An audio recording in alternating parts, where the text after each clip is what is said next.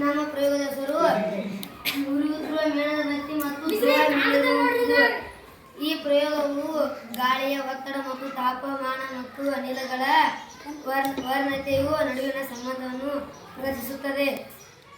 ಉರಿಯುತ್ತಿರುವ ಮೇಣದಬತ್ತಿ ತಟ್ಟೆಯಲ್ಲಿ ಇರಿಸಲಾಗುತ್ತದೆ ಮತ್ತು ಮೇಣದಬತ್ತಿಯು ಮೇಲೆ ಗಾಜಿನ ಇರಿಸಲಾಗುತ್ತದೆ. ಪ್ಲೇಟ್ ಉತ್ತಮ ಗೋಚರಾಕೃತಿಯಾಗಿ ಬಣ್ಣವನ್ನು ಹೊಂದಿರುವ ನೀರನ್ನು ಹೊಂದಿರುತ್ತದೆ. ಮೇಣದಬತ್ತಿಯು ಉರಿಯುತ್ತಿದ್ದಂತೆ ಅದು ಗಾಜಿನೊಳಗೆ ಆಮ್ಲವನ್ನು ಸೇರಿಸುತ್ತದೆ ಮತ್ತು ಇಂಗಾಲ ಡೈಆಕ್ಸೈಡ್ ನೀರಿನ ಆವಿಯನ್ನು ಉತ್ಪಾದಿಸುತ್ತದೆ. ಈ ಪ್ರಯೋಗವು ಗಾಜಿನ ಒಳಗಿನ ಗಾಳಿಯು ಬಿಸಿಯಾಗುತ್ತದೆ, ಇದು ವಿಸ್ತರಿಸುತ್ತದೆ ಕಾರಣವಾಗುತ್ತದೆ. ಅಂತಿಮವಾಗಿ ಮೇಣದ ಬತ್ತಿಯು ಗಾಜಿನೊಳಗೆ ಲಭಿಸಿರುವ ಎಲ್ಲ ಆಮ್ಲವನ್ನು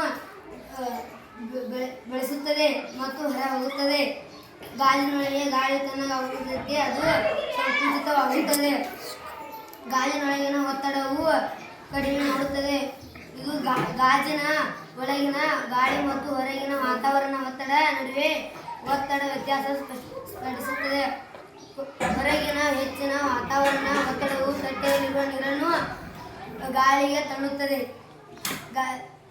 ಸಂಕ್ಷಿಪ್ತವಾಗಿ ಈ ಪ್ರಯೋಗವನ್ನು ತೋರಿಸುವುದು ಅನಿಲವನ್ನು ಬಿಸಿ ಮಾಡಿದಾಗ ಅದು ವಿಸ್ತರಿಸುತ್ತದೆ ಮತ್ತು ಕೇವಲ ಒತ್ತಡವನ್ನು ಸ್ಪರ್ಶಿಸುತ್ತದೆ.